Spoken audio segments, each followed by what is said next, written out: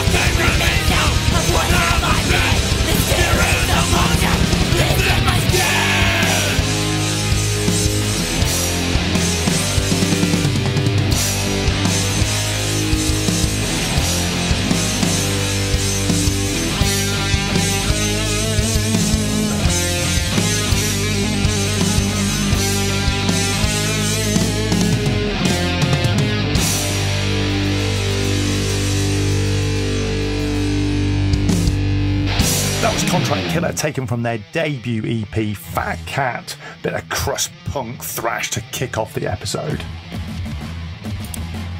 Okay, next up is a band that we featured on the show before from the US of A. This is the band Repent and their new single Unbreachable.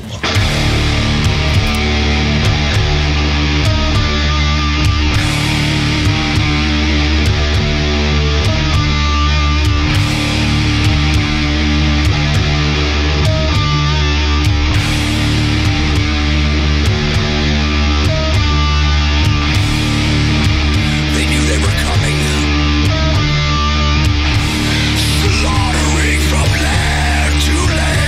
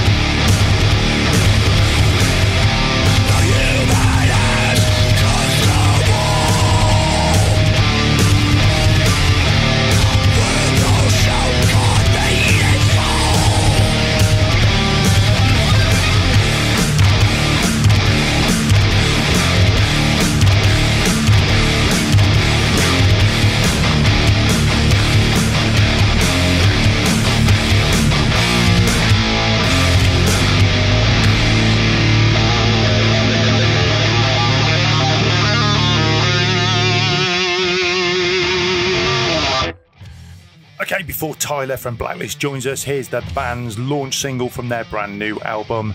This is Blood on the Sand.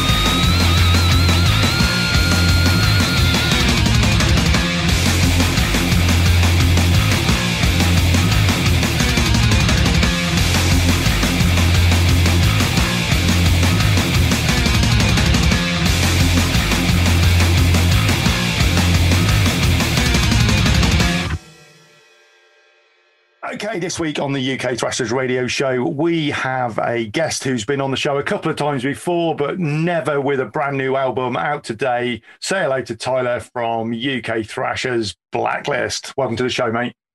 Thanks, man. How you doing? I'm good, buddy. So, it's album launch day. What do we think to that? It's mad, really. The time that we spent actually working on the album and getting it ready for release, seems like it was only 2-3 weeks ago, but in actual fact, it was over a year ago. I just can't believe that it's actually gone so quick. So take us back to the kind of the start of it all. Obviously, hopefully most people know you guys had a bit of a change around, and you kind of you put your big boy pants on and stepped up to be the gob of the band. When did that kind of songwriting process begin for Disciples of Time? Well, we actually we started writing one of the singles, which was Buckets of Blood, while Ash was still in the band, and we actually played it live a couple of times. So I guess you could say that we started writing for the album before he left. And then when he left in February, March last year, that was when I realised that I just needed to get on with it and get the rest of the album ready, written, recorded, ready to release. So we properly started writing and recording just at the start of the first lockdown. So when we spoke last time, which was probably nearly 12 months ago when we did it, when we did the interview last time, obviously we were talking then about, you know, some of the tankard fetish from the first EP, and it was all alcohol based. This one has definitely kind of flipped over, and this is, you know, I think Gareth said in the review he did, this is kind of all out war on CD. Is that, you know, was that the theme of the album going in, or was that just the way it kind of naturally progressed as you kind of based on your likes and all that sort of? Yeah, I think it was a bit of both, really. Like when I was writing a lot of the lyrics, a lot of the stuff I was listening to at the time was Warbringer, Bolt Thrower, stuff like that. So a lot of their lyrics are obviously, all of Bolt Thrower stuff's about war, and a lot of Warbringer's stuff is too. So I guess really it kind of just like rubbed off on me and pushed me in that direction too. But I find it a lot easier to write about stuff like that because it interests me more than, especially more than the whole tankard-esque type stuff. So is it to that point? Is it a kind of a concept album, or it's just standalone songs? There's there a faint thread that kind of joins them all together? We've had a few people say that it seems like a concept album because of obviously all the songs kind of linking together theme wise, but it definitely wasn't intended to be a concept album. But I guess if it works then, doesn't it? I think the only other complaint I've heard so far is it's too short. So you need to sort your shit out and get some more. I know 37 minutes clearly isn't enough thrash. Well, if Slayer can get away with 29, I think 37 is quite fucking generous.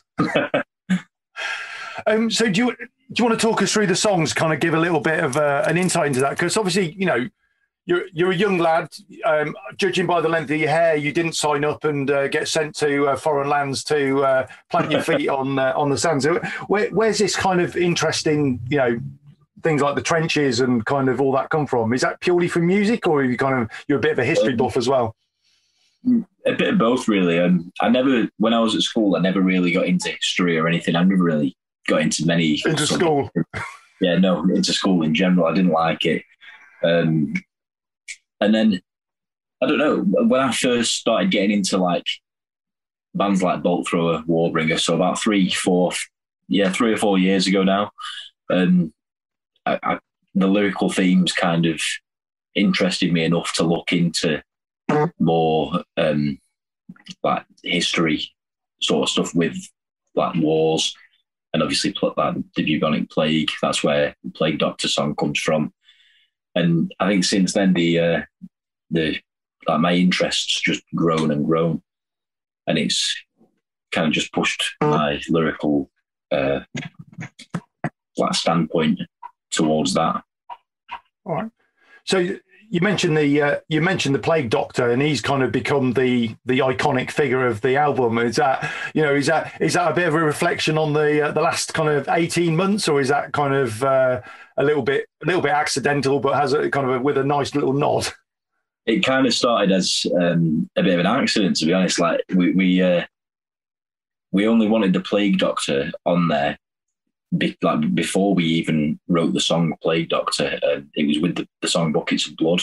We thought that it'd be a cool idea to have on the album art some like buckets full of blood, next to like a cart of dead bodies and a plague doctor. And so obviously from there, that's when I decided to write a song called Plague Doctor.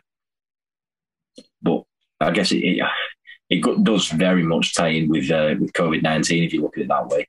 But that, again, wasn't intentional. We were joking the other week, that there's going to be about 9 million albums in the next 12 months that have got a plague doctor. And we started, Liam and I were spot every time we keep snapshotting one to you. Look, another fucker with a plague doctor. It's like, you bastards. I mean, Pestilence, the old school death metal band, they recently released I think the album came out, but they did a photo shoot and they were all in plague doctor masks and everything. Oh, you pricks. So you managed to get Wayne from Onslaught to do a little guest feature on that and do some twangy meow stuff, and that was that just you being a cheeky prick online and just dropping him a message, or how did that go down? Definitely was, yeah. I messaged him basically saying I was speaking to him originally about the newest Onslaught album and how I love his lead playing on it, and then we got speaking and I was like, oh, here's an idea. Would you be up for doing a solo on my band's new album? As a joke, figuring... expecting to be ignored or told to fuck off, yeah. Well, expecting to either be ignored, quoted £500 or told to fuck off. Yeah. And he was like, yeah, I'd love to do that. Send me the track and I'll do it. And I sent him the track that day and he sent me his solo the next day. Fucking hell. At least someone in this industry is reliable. The rest of it, everyone else is flakes. Yeah, no, and I wasn't expecting it at all. But he sent me the solo. He sent me 3 different solos. Told me to pick from them. So we picked from the 3 solos, and then he was like, "Cool, I'll send it properly now." Sent it, and then sent it along with tabs as well, so I could learn it. Oh, of course, because I guess he's not coming out on tour with you, so you're kind of. No, not quite. Hopefully, we get to tour with them at some point, though. Yeah, that'd be a nice little date, wouldn't it? So that kind of obviously you've worked quite hard on the lead up to this, and you kind of had a nice run of singles that have kind of started off with Blood on the Sand to kind of reposition yourself where you are and where you want to go. Because obviously most people, the only thing they heard from you was the remix of and I've had a fucking name blank now. The Glass of Relief. Oh, Glass, yeah. So you had that. That was there. You've been made quite a conscious effort to to stagger your singles and to give them a bit extra, and that's obviously been an important part of doing this for you. Is getting all that right. Yeah, I think really the reason we released 3 singles instead of like just 1 or 2 like most bands do is because I didn't just want to give people a teaser of the album. I wanted people to be able to get used to my vocal style instead of Ash's before the actual album release. And from what people have told me, a lot of people prefer my vocal style to Ash's, and that's made me super happy because I wasn't expecting that at all. I mean, this is the first time I've ever tried doing vocals like ever properly, other than like backing vocals live. So it's mad really to see that so many people actually like it. Yeah, because as we I'm pretty sure we spoke about it before. It was out of necessity rather than kind of desire to be the front man. So it's kind of when it works, I think the accidental front man, the accidental vocalist sometimes works out better. Sometimes with people who think they can sing maybe can't. So you've obviously done, you've been merch heavy as well as that, and we've had, I got mine, last week now, I think. Nice pack, loads of extras in there. Is everyone getting all those extras, or am I just special? Oh, you're just special. You got one of the limited edition ones. Sorry, everyone. Don't expect all the stuff I got in mine. The 3D specs, are they for the remix of Jaws? That's it's the limited edition one. So the limited edition album, it was limited to 20, technically 15, because we all got one each, and then we kept one spare just like as a shared one as a band, and then 15 went out to on sale. all 15 sold out within 4 days of the pre-orders going up. So now we've just got the standard editions to sell now. So on that, how's kind of pre-orders been? Has that been, has that given you a warm and fuzzy feeling that people are willing to part with some cash before they hear your voice? Yeah, definitely. So we actually did some pre-order bundles. One starting from like £15, and then the most expensive one was, I think it was almost £65. And I wasn't at all expecting anyone to buy that one. It was kind of just that's going to sit there forever. yeah, it kind of just there for show. And 3 of those sold within a week of the pre-orders going up, and that bundle of that has actually sold out now. You got to be chuffed to bits for that. Yeah, 100%. Yeah, that's that's keeping you in tour beer for at least an hour. Well, 20 minutes. Especially if Liam's anywhere near us. Oh, yeah. So the rest of the guys, you've kind of got back to the point of having a fairly stable lineup again now. So just kind of name check the rest of the guys, just so they don't feel like we've excluded them on purpose. But we did, because I didn't want to edit fucking 4 people's voices out of this interview. Yeah, fair enough. Yeah, so obviously there's me, Tyler. I do a bit of rhythm guitar, all the lead guitar apart from one solo in the whole set, and I do lead vocals. Then we've got Danny France, who does the rhythm guitar and backing vocals and the other solo that I don't do. We've got Curtis Goodyear on bass and backing vocals, and we've got Matthew Warburton on drums, and then we've got a drum machine just in case he fucks us over. Which one's easier to manage, Warby or the drum machine? I know you don't need to answer that question. So kind of obviously the album started to get a bit of press over the last couple of weeks as we got closer to launch date. Have you? I try not to read anyone else's, because I'd hate to give some people more hits. Have you? You been happy with the reviews? Oh, completely happy, yeah. Literally, like you said before, you've only heard one bad thing about it, and that was that it was too short. And that was my reviewer. That was Gareth moaning. Yeah. That is literally the only thing anyone's to us said that they don't like about the album, that it's too short and they want more.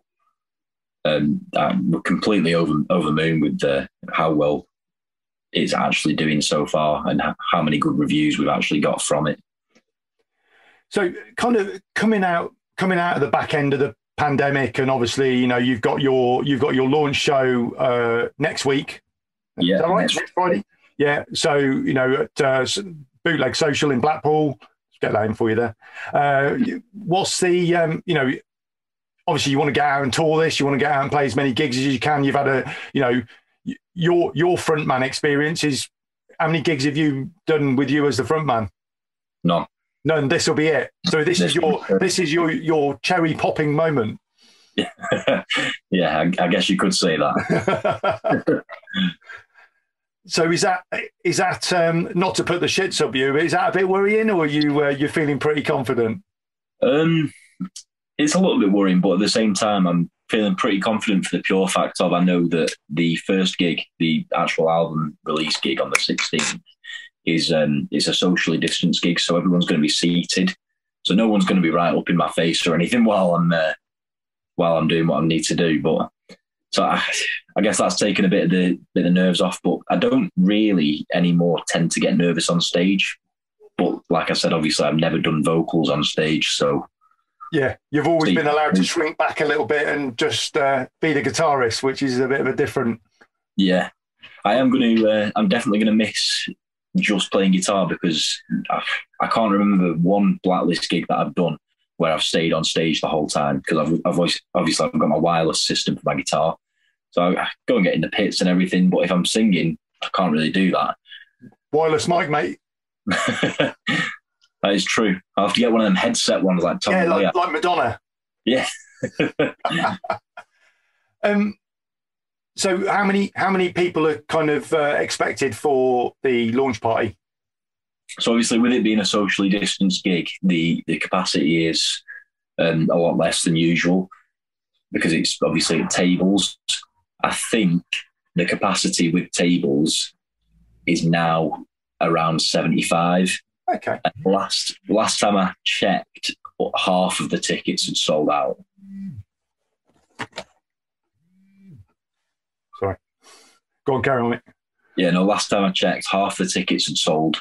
But that was about a week ago, maybe 2 weeks ago. So hopefully we're full or as close to as possible. Yeah. Yeah, and that'd be really good. Yeah. And anything special planned for that? I know you've got a kind of a habit for dodgy cover versions, and is this purely album? You're going to play how are you going to play it? You album front to back, or are you going to mix it in with some other stuff? So we're going to play the full album, which is obviously the 8 tracks, 37 minutes, and then we'll have obviously more time left. So we're play Ghostbusters, because what else would you want to do? We're not going to play Ghostbusters. Oh, you're sheer Zentrix. Fucking, you're both as bad as each other. I'm too good for Ghostbusters now. No, we're not too good for Ghostbusters. We're just waiting for Halloween. It comes out once a year, yeah, I know. Yeah. So we're just going to play a couple of songs from the EP and then maybe a cover. Oh, should we get a little teaser what that might be? I can tell you who it's by if we do. That'll do. Yeah, go on then. It's a Metallica song. Okay. But it's a good Metallica song. It's a pre-90s Metallica song. You've got to be careful. You've got to be careful how you say that, mate. There's Metallica fanboys anywhere. You could be kind of assaulted on the street for saying there was good Metallica and bad Metallica. So would you say pre-90s? Pre-90s. Okay. I'll look forward to some hooligan in the crowd live streaming that one then. Well, I mean, James and Jane Bennett from the 016 want to come in and they live stream every gig they go to from the looks of it. So yeah, that'll be good then. I will. I'll keep a look on the 0161 page as I can't make it. But on that, who's your support? So we've got Phantom Sea, which are an extreme metal band from Blackpool. They're opening, and then main support is Thrasher Wolf. Daniel and his merry men. And Dan's driving, so he's not going to be steaming like he was on our Christmas live stream. God, he was a mess that night. I've never known someone to fall asleep for half an hour on a Zoom call. That was dodgy. Yeah, don't keep him off the. What was he drinking? Some he was on brandy, lady sherry or something, wasn't it?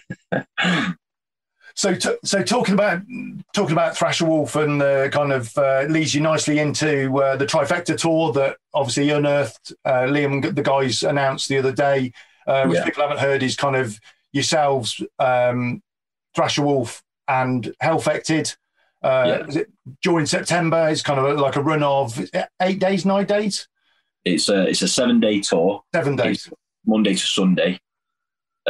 It's I think the first date's on the 6th of September and the last one's on the 12th. So we're starting in Blackpool. Let me try and remember this. We've got a Blackpool date, we've got a London date, a Wales date, Bolton, Stoke, Derbyshire, and Rotherham. So whose idea was this? You know, the kind of, you know, I kind of, because we're in a group chat with everyone, you ends up kind of blending into the annals of time. The kind of the trifecta things we've been kind of joking about and talking about, and Stubbsy's had this kind of, you know, is Liam allowed full credit for the concept, or are we kind of is everyone else taking a bit of credit for this for the trifecta of thrash going on the road? The trifecta of thrash, like the name, the trifecta of thrash, actually came from our manager Liam Barlow. Oh, it's Barlow's fault, is it? It is Barlow, yeah. So because obviously out of all 3 bands, we were the last ones to join the Unearthed roster.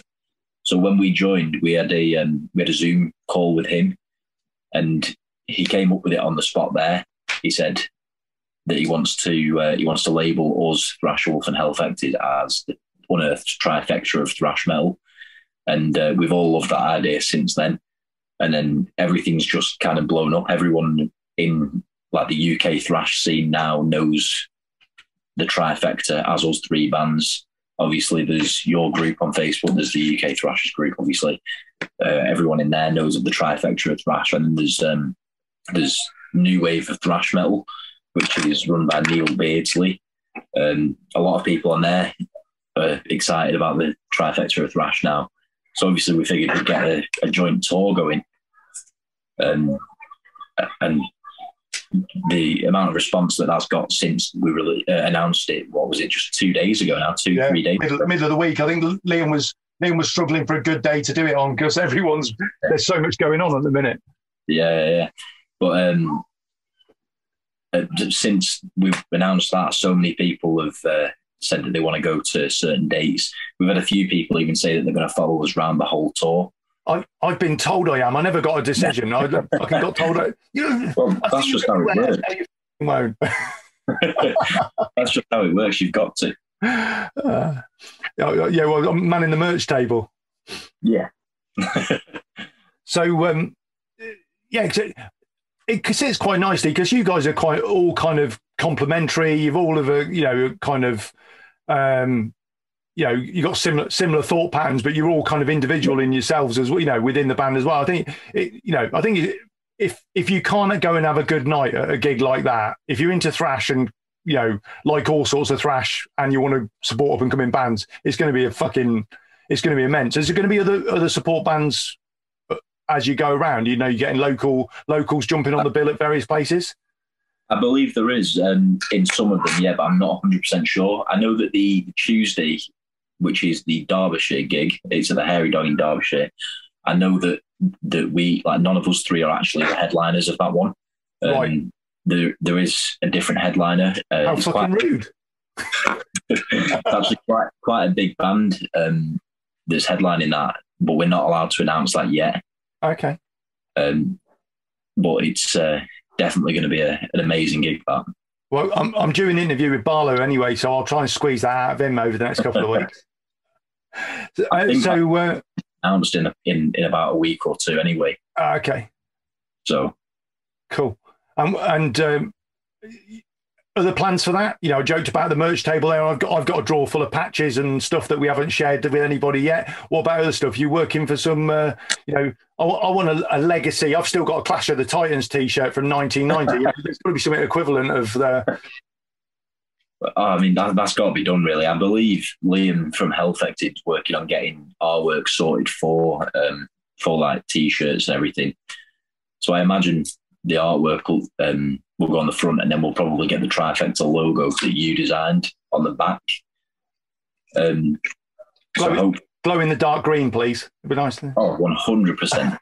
And I'll just start using my literally neon green BC Rich Warlock live. Oh, so we need to do one the opposite colourway for that, so it sticks on. So otherwise, it will just disappear onto your guitar. The Slimer is there. Yeah. So what comes after that? What's the kind of obviously pandemic and fucking COVID 5.0, where whatever we fucking hopefully don't go into next. What's the plans for the rest of the year? What are you looking forward to trying to get done? What else have we got? So we've got Derby Alt Fest. That's in October, I think. Yeah. No, I think it's October, that one. And that's the Thursday night, isn't it? The Thursday night is all of you guys and Virus and everybody. It's going to be we've got us three. We've got Virus. We've got Devastator. There's another band as well. I can never remember the name. I think is it 1,000 Scars or something? Yeah, thousands. Yeah, I think it's them. And we can't wait for that one.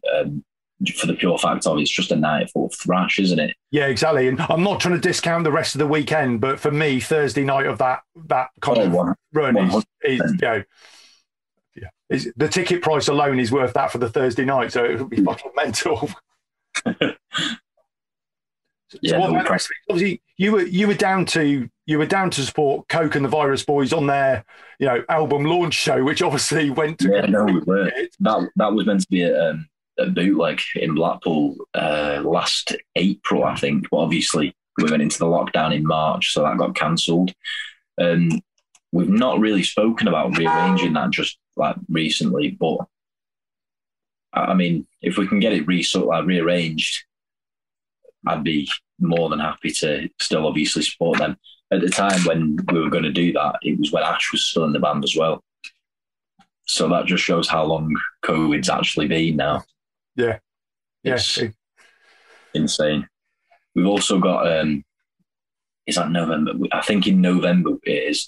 We've got the Manchester 0161. The showcase, Manchester or whatever it's been. Manchester, yeah. Yeah. Can't wait for that. There's obviously us three. It's the headliners, Dies Holocaustrum, the old school death thrash band. Who else is on that bill? There's a few good bands on that bill, and I really can't wait for that one. I think other than that, that's about it. Diary's open for booking. Contact Leon Barlow at unearthmusic.com for bookings at this point. So, what about new music? Are you working on? Bearing in mind, I know you've had these. I listened to the demos quite a while ago now. Are you kind of working on? You got new stuff ticking along? I'm never not writing new music, to be honest. I've got a note full of lyrics for like album 2 on my phone. And we've actually got an idea of something that we're going to do for later on this year. I'm not 100% sure when. It might not even be this year. It might be beginning of next year, but we are actually going to release a covers EP just for obviously a bit of fun. Just with 4 songs, one that each of us have chosen. And we're just going to... You're not letting Warby make his own choices, are you? You're going to try and do a bit of subliminal mess. Let the drum machine choose, not Warby. That's not a bad idea, actually. Brilliant. Yeah. So, other than that, mate, good luck with the album launch. I know people are going to enjoy it. We'll put a song on with this episode as always. Look forward to catching you guys at the on the Trifecta tour for at least one night, but probably 5 or 6 of them. Good luck with next week for the launch party. Hope you get a good turnout and people go fucking apeshit and not just Dan. Yeah, thank you, man. I'll make sure that there's some videos for you. Cheers, dude. Good luck, and we'll catch up soon. Yeah, man. Speak to you in a bit.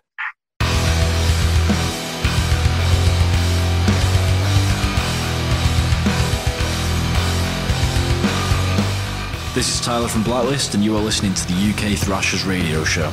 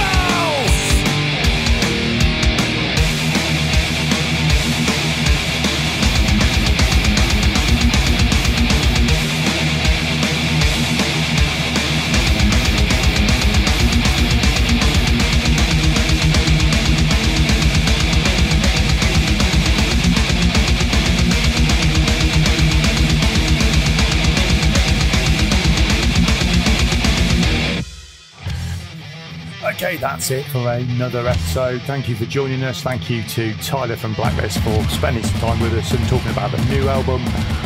Catch you guys really soon. We're going to play you out with some more thrash, this time from Peru. This is a band, Maze of Terror, and their brand new single, Angels of Acid. See you next time.